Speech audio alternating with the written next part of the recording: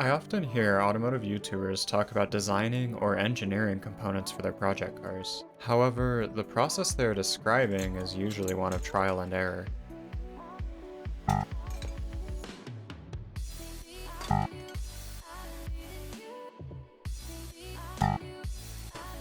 To me, engineering design implies the use of some sort of theoretical model, be it computer-based, mathematical, or otherwise.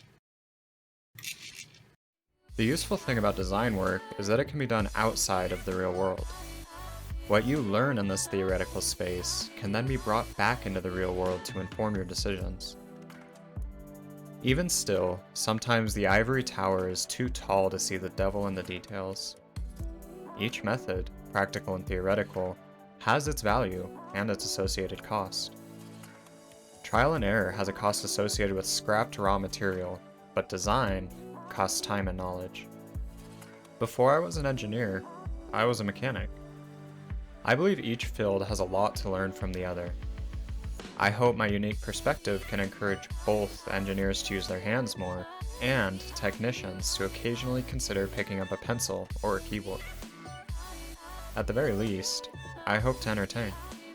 Of course, what's the fun in building these things if you don't intend to use them?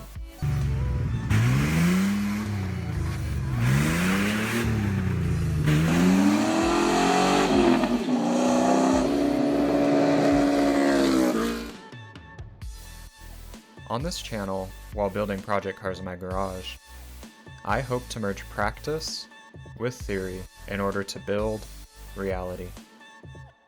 Welcome to Build Theory.